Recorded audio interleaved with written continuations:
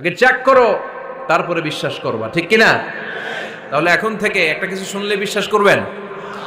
একজন এসে বলল, ভাইজান আপনার মেয়েরে দেখলাম আরেক ছেলের সাথে বাজারে ঘোরাফেরা করে, ওই রমনার বটমূলে দেখলাম আপনার মেয়ে আরেক ছেলেরে নিয়ে ফষ্টি নষ্টি করে, লোকের কথা বিশ্বাস করে বাসায় যে মেয়ের চুলের মধ্যে ধরে মাইর, আইজো মার কাইলো মাইর। এরকম হইতে পারে না? হয়তো ওই লোক আপনার মেয়ের মতো দেখতে আরেক মেয়েকে দেখছিল। এরকম হয় কিনা সমাজে? একজন এসে বললো, ভাই আপনি এখানে ভাবিরে তো দেখলাম ওই জায়গায় আরেক লোকের সাথে ঘোরাফেরা করতেছে, খবর রাখেন না বাসা? আপনি রেগে মেগে, ঘটনা কি? আমার খেয়ে আমার পরে আরেকজনের সাথে, যে এই বাড়িতে যে মায়ের, কোনো কথা নেই। দেখবেন যে ছোট্ট মারামারি থেকে এই ঘটনা অনেক সময় বিচ্ছেদ বা ডিভোর্স পর্যন্ত গড়ায়, ঠিক কিনা? ওই যে শোনা কথায় কান দিচ্ছেন, ফাতাবাইয়ুন, আপনি চেক করেন নাই। হয়তো আপনার স্ত্রীর মতো দেখতে বা আপনার স্ত্রী যে জামা পরে, যে পোশাক পরে, এরকম পোশাক পরে আরেক নারীকে দেখছে, আপনার বউ না এটা। আপনার মেয়ের ব্যাপারে যে তথ্য দিয়েছে এটা সঠিক নয়, সে আপনার মেয়ের মতো আরেকটা মেয়েকে দেখেছে, এসে আপনার কাছে বলে দিছে, আপনি বিশ্বাস করছেন। ভেজাল আছে না নাই? এই ভেজালগুলোকে থামানোর জন্য কোরআনে এই বিধানগুলো নাজিল করেছে কে? তাহলে ফরিদপুরের ভাইয়েরা, সমাজটারে সুন্দর রাখার তথ্য একটা শুনলেই বিশ্বাস করবেন না। সিলে কান নিয়ে গেছে শুনলেই সিলের পিছনে দৌড়, নাকি? কি করবেন?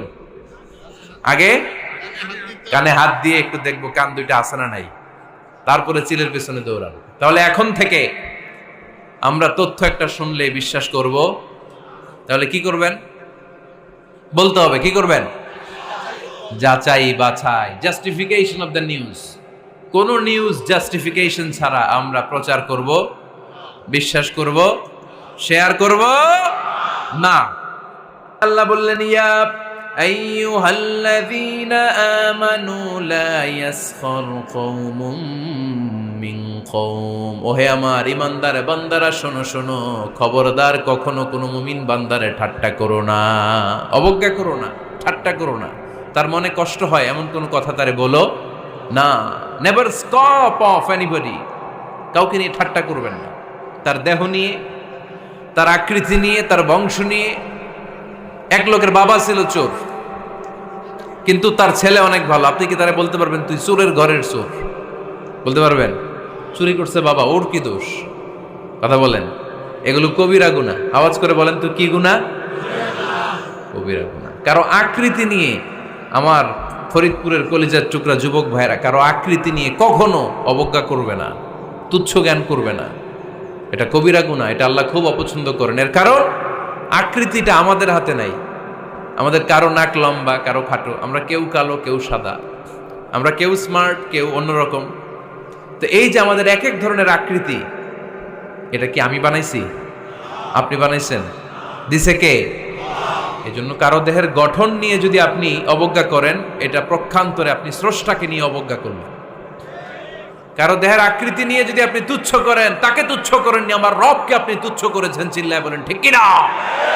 খবরদার, তুই কালু, তুই লম্বু, তুই মোটু, তুই কানা, তুই রোহিঙ্গা, আছে না নাই? ইদানিং ইদানিং এটা খুব চলে। এই রোহিঙ্গা নামটা আছে না? ফরিদপুরে এগুলো ঢুকে নাই না? আমাদের ওইদিকে দেখি কি অবস্থা, কারোর সাথে কেউ লাগলে কই তুই রোহিঙ্গা। কি আশ্চর্য, এই গালি কবে আসলো? হ্যাঁ, অনেক ধরনের গালি। ঢাকায় আর একটা চলে ফইন্নির ভূত, কি বলে? এই এগুলো আগে শুনি নাই আমরা, রিসেন্ট এগুলো বলা শুরু করছে। ফইন্নির ভূত, রোহিঙ্গা না। এগুলো বলে আপনি কাউকে অবজ্ঞা করতে পারবেন? পারবেন না। খবরদার, এটা কবিরা গুনাহ, এটা ছোট গুনাহ মনে করবেন না। কারণ আকৃতি নিয়ে তুচ্ছ করা যায় না, কারণ আকৃতি দান করেছে কে? হুয়াল্লাযী ইউসাউইরুকুম ফিল আরহামি কাইফা ইয়াশা লা ইলাহা ইল্লা হুয়াল আজিজুল হাকীম। তিনি এমন সত্তা, যিনি তোমাদের চেহারার অবয়ব দিয়েছেন, তোমাদের আকৃতি দান করেছেন তখন যখন তোমরা মায়ের পেটের ভেতরে ছোট্ট জোকের মতো ছিলা।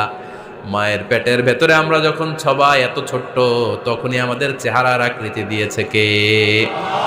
কে সুন্দর হব, কে ছেলে হব, কে মেয়ে হব, কে মোটা হব, কে চিকন হব আমার ইচ্ছা হয়েছি? আওয়াজ করে বলতে হবে, কার ইচ্ছায়? প্রত্যেককে যদি আল্লাহ প্রত্যেকের নিজের চেহারা ডিজাইন করতে দিতেন, আল্লাহ যদি বলতেন তোমার চেহারাটা কেমন হবে তুমিই ডিজাইন করো, তাহলে আপনি আপনারা কেমন বানাতেন? হ্যাঁ বলেন, ফরিদপুরের ভাইরা বলেন, সুন্দর করে বানাতেন তাই না? সবচাইতে স্মার্ট, সবচেয়ে সুন্দর করে আমি আমার চেহারাটা বানাতাম যদি আমাকে ডিজাইন করার সুযোগ দেওয়া হতো। কিন্তু এই সুযোগ তো আল্লাহ দেন নাই। ডিজাইন স্বয়ং করে দিয়েছেন কে? কোন নারীকে যদি আল্লাহ বলতে এই নারীরা তোমাদের চেহারা কার কেমন লাগবে তোমরা বানাও, প্রত্যেক নারী কি করতো? বিশ্ব সুন্দরী করে নিজেকে বানাতো। খুদ ধরার মতো কোনো জায়গা সে নিজের জন্য রাখতো না, ঠিক কিনা? কিন্তু এটা আল্লাহ দেন নাই। এই আকৃতিটা আমাদেরকে সরাসরি দান করেছেন কে? খবরদার, আমাদের অনেকে বিকলাঙ্গ, আমাদের অনেকের হাত ছোট, পা বড়, দেখতে মোটা, কেউ চিকন কেউ কালো। খবরদার, কারো আকৃতি নিয়ে কখনো কোনো অবজ্ঞার সুরে, ঠাট্টার সুরে কোনো কথা আমরা বলবো না। রাজি আছেন? সবাই রাজি আছেন? আল্লাহ রাসূল সাল্লাল্লাহু আলাইহি ওয়াসাল্লামের এক সাহাবী ছিল, নাম ইবনে মাসউদ রাদিয়াল্লাহু তাআলা আনহু। ওনার পায়ের নলা ছিল খুব চিকন, অস্বাভাবিক চিকন, স্বাভাবিক না। তো উনিও এটা ঢেকে রাখতেন, দেখাতেন না কাউকে। একদিন উনি খেজুর পাড়ার জন্য খেজুর গাছে উঠলেন। খেজুর গাছে ওঠার পরে নিচ থেকে সাহাবারা পায়ের চিকন নলা দেখে ফেলছে। দেখে সবাই হাসি, সবাই হেসে কুটি কুটি। বিশ্বনবী বললেন, হেসো না, খবরদার, আমার ইবনে মাসুদের পায়ের চিকন নলা দেখে হেসো না। আমার ইবনে মাসুদের এই পায়ের চিকন নলা যদি মিজানের পাল্লায় উঠিয়ে দেয়া হয়, কিয়ামতের দিন উহুদ পাহাড়ের চেয়েও ভারী হয়ে যাবে। খবরদার, আমার ইবনে মাসুদকে আমার আল্লাহ অনেক পছন্দ করে, তার পা চিকন দেখে তাকে তুচ্ছ করো না। আল্লাহর হাবিব সাল্লাল্লাহু আলাইহি ইসলামের 11 জন স্ত্রীর মধ্য থেকে একজন স্ত্রী ছিলেন একজন স্থূল আকৃতির, অবিসিটি ছিল, একটু মোটা। ওনার নাম ছিল সাফিয়া রাদিয়াল্লাহু তাআলা আনহা। আম্মা জান আয়েশার সাথে একবার সাফিয়ার ঝগড়া। নবীদের বউদের মাঝে মাঝে মাঝে ঝগড়া হতো, তবে সেটা হতো মধুর ঝগড়া। সুবহানাল্লাহ পড়েন। আম্মা জান আয়েশা রাদিয়াল্লাহু তাআলা আনহার বাসায় একদিন বিশ্বনবী বসা ছিলেন। আরেকজন স্ত্রী, বিশ্বনবীর আরেকজন স্ত্রী রান্না করে কিছু খাবার আম্মা জান আয়েশার ঘরে পাঠিয়েছেন। এক দাসী দিয়ে বলল, যাও এটা আয়েশার ঘরে দিয়ে আসো, কারণ নবী আয়েশার ঘরে। আম্মা জান আয়েশা রাদিয়াল্লাহু তাআলা আনহা বললেন, এগুলো কি? ওই দাসী বলে, তরকারি। কে দিছে? অমুক স্ত্রী। কেন দিয়েছে? আমি কি রান্না করতে পারি না? তোমরা রান্না তোমরা খাও। এই কথা বলে পাতিল সহ উড়ায় মারছে চেহারার মধ্যে। এর কারণ ওনারা মানুষ ছিলেন, মানবীয় ব্যাপারগুলো ওনাদের মধ্যেও কাজ করত।